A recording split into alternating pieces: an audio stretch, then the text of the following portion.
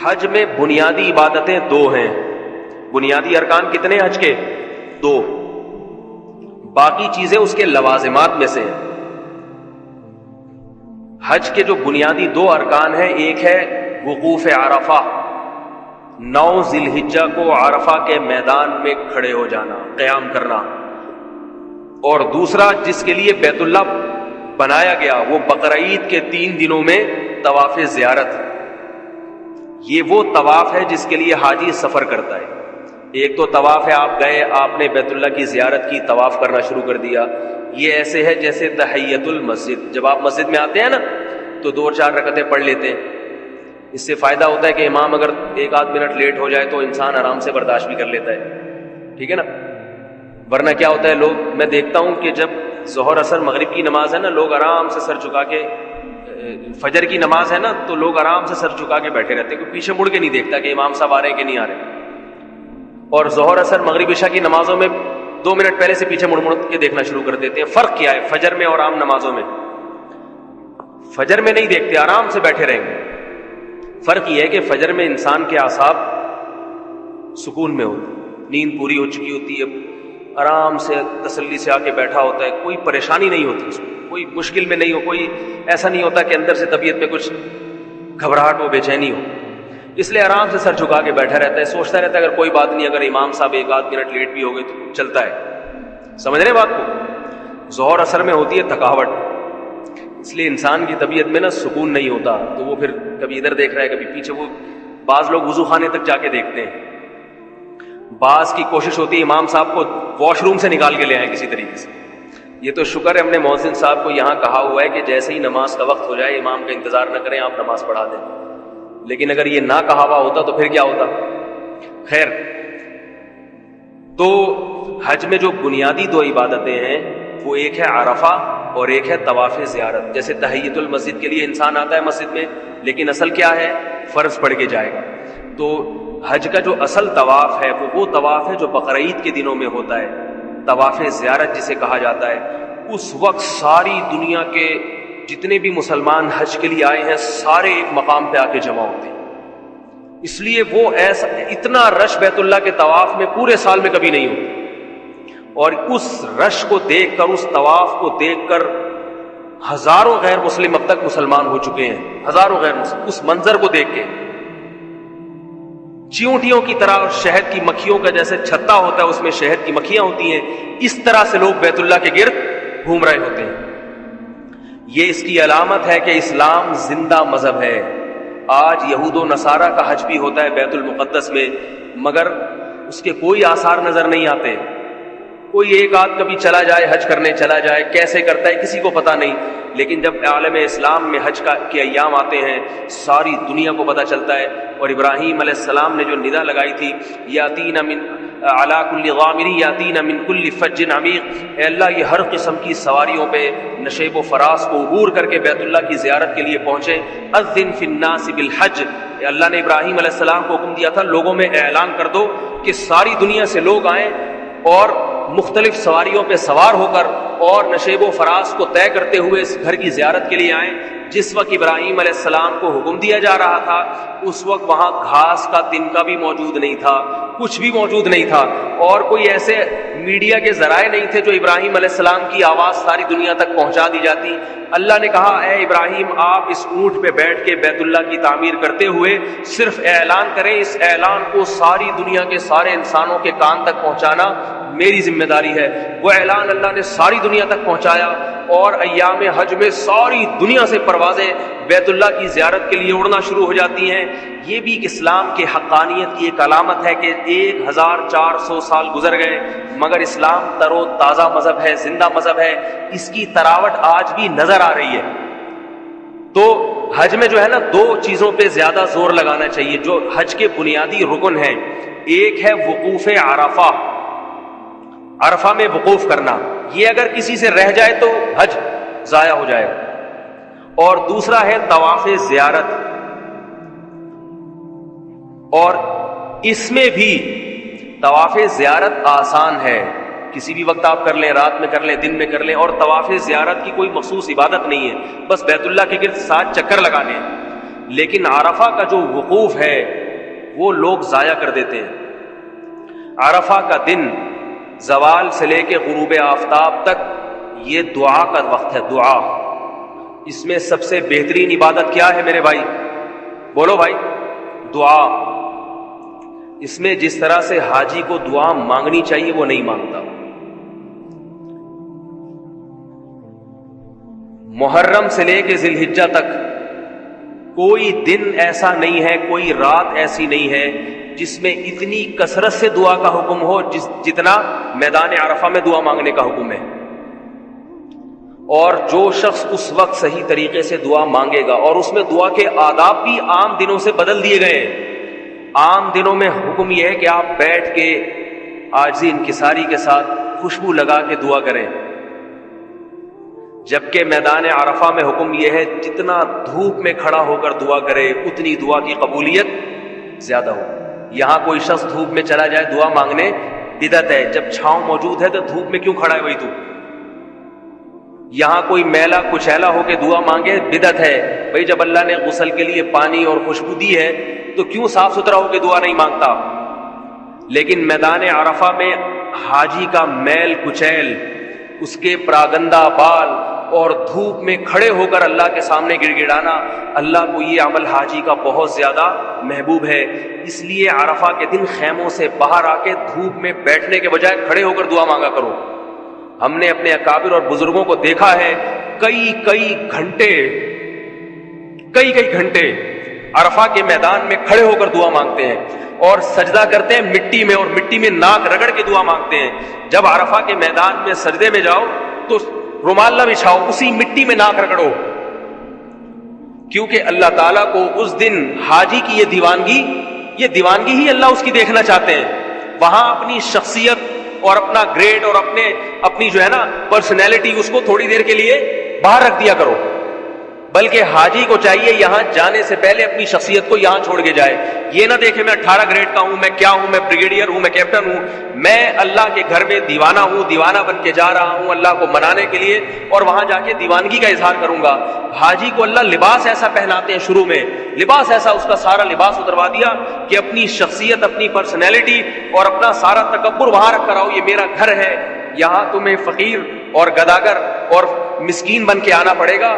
اپنا فقر و فاقہ اور اپنی گداگری دکھاؤ گے تو تمہاری سنوں گا، اور اپنی شخصیت اور اپنی پرسنالٹی دکھاؤ گے تو میں تمہاری نہیں سنوں گا یہاں پہ۔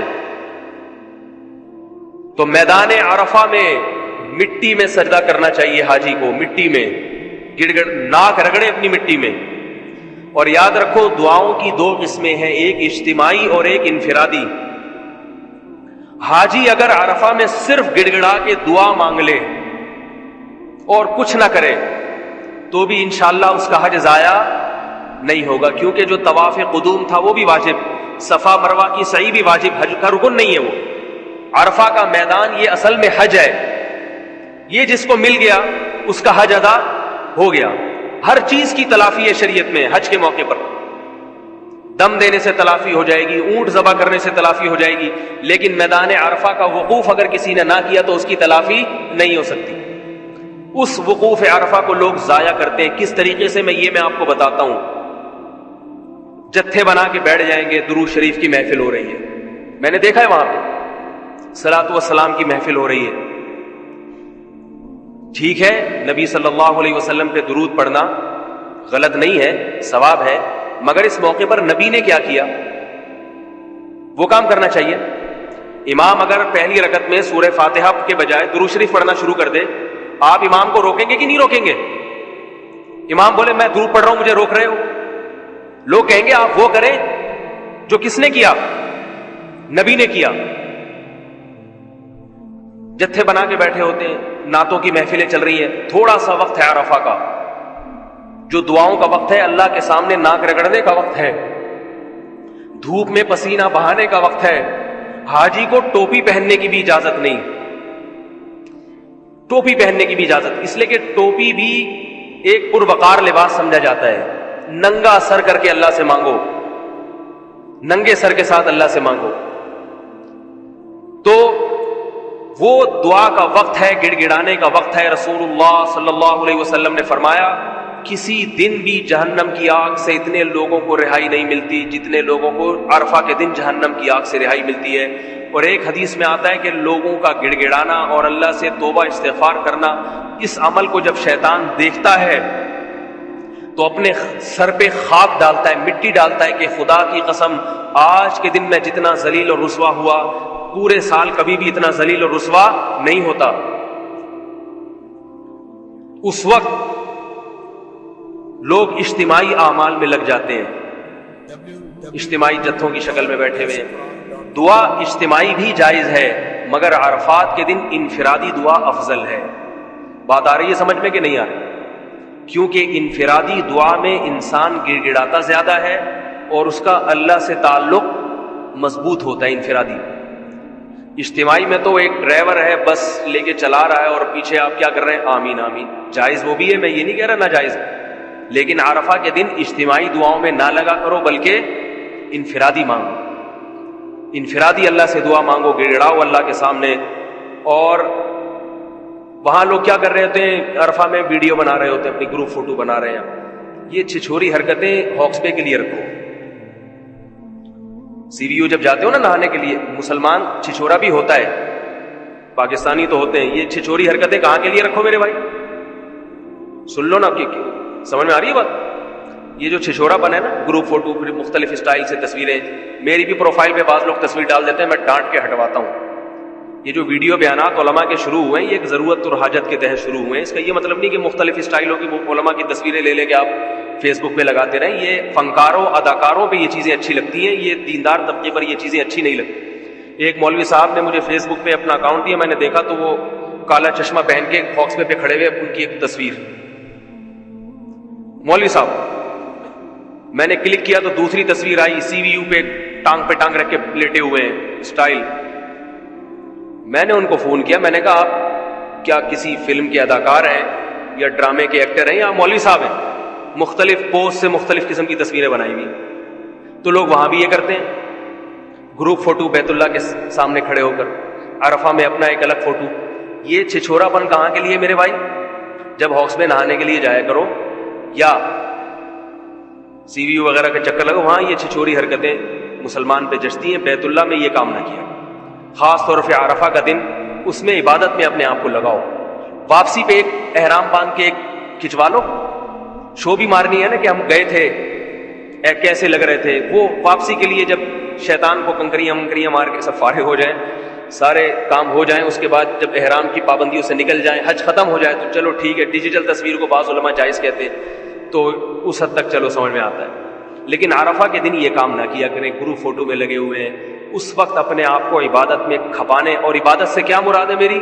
دعا، بس دعا مانگے مانگے مانگے، اتنی لمبی دعا مانگے کہ زندگی میں اتنی لمبی کبھی دعا اس نے نہ مانگی ہو، گڑ گڑائے، ساری چیزیں اللہ سے منوا لے، سارے کام منوا لے اللہ تعالیٰ سے، انشاءاللہ وہ اس کے آثار اپنی زندگی میں دیکھے گا۔ رسول اللہ صلی اللہ علیہ وسلم نے فرمایا، حج مبرور کی جزا اللہ کے ہاں سوائے مغفرت اور جنت کے کچھ بھی نہیں ہے۔ اور جو حج کرتا ہے صحیح آداب کے ساتھ، فلم یرفث ولم یفسق، دو چیزیں بتائی نبی نے، ایک فسق و فجور سے کام نہ لے، ایک فحش گوئی نہ کرے۔ فحش باتیں، اپنی بیوی سے بھی شہوت کی باتیں کرنا احرام کے دوران جائز نہیں ہے۔ بیوی سے بھی بد نظری کرنا، وہاں جا کے لڑکیوں کو دیکھنا، عورتوں کو دیکھنا، بہت سخت پابندی ہے۔ اللہ کا گھر ہے، اس کے آداب بھی اتنے ہی سخت ہیں۔ اور ایک بات اللہ نے قرآن میں اور بتائی، فلا رفث ولا فسوق ولا جدال فی الحج، فرمائے رفث بھی نہیں، بے حیائی بھی نہیں، فسق و فجور کی کوئی گناہ کا کام بھی نہیں، اور جدال بھی نہیں، جھگڑا بھی نہیں ہے۔ حج میں جھگڑنا نہیں ہے، جھگڑنا نہیں۔ کوئی حاجی کا پاؤں آ گیا آپ کے پاؤں کے اوپر، تیز بات میں جواب نہیں دینا، صبر کرنا ہے، صبر۔ ٹریول ایجنسیاں حاجی کے صبر کا بڑا ناجائز فائدہ اٹھاتی ہیں، پھر میں یہ کسی وقت بتاؤں گا۔ تو آپ نے ٹریول ایجنسیوں کی جو بد اخلاقیاں ہیں اس پہ صبر بھی کرنا ہے، اور پھر آگے ان کو منہ توڑ جواب بھی دینا ہے، کیونکہ جواب نہیں دیں گے تو اگلے سال وہ حاجیوں کے ساتھ اس سے زیادہ برا سلوک کریں گے۔ جب وہ برا سلوک کرتے ہیں تو حاجی کو جب غصہ آتا ہے تو وہ کہتے ہیں حج میں کیا ہے؟ لڑنا نہیں ہے، جھگڑنا نہیں۔ اپنے بارے میں احکام الگ ہیں ان کے، اپنے بارے میں تو یہ بھی سوچنا چاہیے نا کہ حاجی کو پریشان کرنا بھی نہیں ہے شریعت میں. جو حاجی سے معاہدے کیے تھے آپ نے کس ہوٹل میں رہائش ہوگی, کیا کھانا ہوگا, وہ معاہدے پورے کرنا واجب ہے, وہ تو پورا کرتے نہیں. جب آپ کو پریشان کرتے ہیں, آپ جب ٹریول ایجنسی والے سے لڑتے ہیں, حج ایجنسی والے سے کہ بھئی یہ تو کیوں, تو فوراً کہتے ہیں قرآن کی آیت اس نے یاد کی بھی ہوتی ہے وَلَا جِدَالَ فِي الْحَجِّ میں لڑنا جھگڑنا نہیں ہے. تو آپ وہ آیت سن کے چپ ہو جائیں, بولے واقعی نہیں لڑنا. تو اللہ نے حج کے بعد لڑنے کی اجازت دی ہے. اس کا موبائل نمبر, اس کا وہ سب چیزیں آپ کے پاس ہوں گی. یہ میں آپ سے اللہ کا واسطہ دے کے کہتا ہوں, ان کو بعد میں چھوڑا نہ کریں یہ لوگ. جب حج مکمل ہو جائے تو یہاں آ کے اس کو پکڑیں, اس کی کٹ لگائیں اچھے طریقے سے, تاکہ وہ آگے حاجیوں کے ساتھ پھر وہ آیت نہیں پڑے گا کہ حج میں لڑنا نہیں. بولے اب حج ختم ہو گیا ہے. اب کیا ہو گیا ہے؟ حج ختم ہو. لوگ کیا کرتے ہیں, اتنی ٹینشن میں 40 دن رکھا ان کو, لوگ بیچارے حج کی وجہ سے صبر کرتے ہیں, اور کرنا بھی چاہیے, شریعت کا حکم ہے. واپسی پہ آ کے لوگ کہتے ہیں چھوڑو اب تو ہو گیا, بس چھوڑو, کیا کرنا. چھوڑے نہیں, آپ اگلے حاجیوں کے لیے پہلے سے زمین ہموار کریں اور اس کی جا کے ٹھکائی لگائیں. اور یہ میرا کلپ سنا بھی دیا کریں, ایک بنا لیں, اور یہ جتنے بھی ٹریول ایجنسی والے ہیں نا ان کو سنا بھی دیں, تو آگے سے انشاءاللہ یہ ڈر کے رہیں گے. تو بھائی حج میں لڑائی جھگڑا ہی نہیں ہے, حج میں دعا زیادہ مانگنی ہے اللہ تعالیٰ سے. بہت سے لوگ ماشاءاللہ یہاں سے بھی حج کے لیے جا رہے ہیں, اور بہت سے لوگوں کے فون آتے رہتے ہیں کہ حج پہ کوئی بیان ہونا چاہیے. بیانات پہلے بھی بہت زیادہ میرے حج پہ ہو چکے ہیں, آج بھی میں نے ارادہ کیا تھوڑا سا بیان کروں. بس اس کا خلاصہ یہی ہے کہ حج دیوانگی کا نام ہے, وہاں جا کے اللہ سے اللہ کی محبت کا اظہار بھی کرنا ہے, اور اللہ سے اللہ کی محبت مانگنی بھی ہے. وہاں جا کے شاپنگ بھی کر سکتے ہیں آپ, حلال ہے آپ کے لیے, مگر شاپنگ کے لیے جا نہیں رہے. لوگ بیت اللہ کی عبادت چھوڑ کے, ہم نے اپنے بزرگوں کو دیکھا ہے 6-6 7-7 گھنٹے بیت اللہ کے سامنے جا کے بیٹھ جاتے تھے, بس کوئی عبادت نہیں, بس بیٹھ گئے. بھئی اللہ کا گھر ہے, یہاں کے بیٹھ جائے. ماں باپ جب بوڑھے ہوتے ہیں ان کو خوشی ہوتی ہے ہمارا بچہ رہنے کے لیے ہمارے پاس آ جائے, کوئی بھی خدمت نہ کرے, بس جی بیٹی آئی بھی ہے رہنے کے لیے, بیٹا آیا ہوا ہے رہنے کے لیے. ہوتی ہے کہ نہیں ہوتی؟ تو اس طرح اللہ کو بھی خوشی ہوتی ہے میرا بندہ یہاں رہنے کے لیے آیا, بیت اللہ کے سامنے تکیہ لگا کے لیٹ بھی جائیں آپ تو بھی ثواب ہے, اگرچہ وہاں شرطیں لیٹنے نہیں دیں گے آپ کو, لیکن مقصد یہ ہے کہ جیسے چاہیں آپ بیٹھ جائیں, بیت اللہ کو دیکھنا, وہاں جا کے بیٹھے رہنا, یہ بھی عبادت ہے. شاپنگ سینٹروں میں اپنا ٹائم ضائع نہ کریں, اپنی بیویوں سے کہیں یہاں چیزیں سستی ملتی ہیں, یہیں کا مال سارا وہاں جاتا ہے, یہیں سے وہاں جاتا ہے, وہاں سے خرید کے. جائے نمازیں یہاں سے جا رہی ہیں, وہاں سے خرید کے حاجی لے آتے ہیں, یہ بھی جائے نماز کا ہے. مجھے تو لگ رہا ہے کھجوریں بھی لیاری سے جا رہی ہیں, تو کھجور دیکھ لیا کریں یہ مدینہ کی ہے بھی یا نہیں ہے, یہیں سے کھجور جا کے یہیں سے گھما کے لے آتے ہیں جی, وہاں کی کھجور ہے. تو وہاں عبادت میں زیادہ وقت انسان کو خرچ کرنا چاہیے, اور گناہوں سے توبہ, کبیرہ صغیرہ گناہوں سے انسان توبہ کرے. اللہ تعالی ہم سب کو حج کی سعادت نصیب فرمائے, اور جن لوگوں نے حج کا ارادہ کیا ہے ان کے لیے حج کو آسان بھی فرمائے, اور حج کو تمام آداب کے ساتھ بجا لانے کی توفیق عطا فرمائے.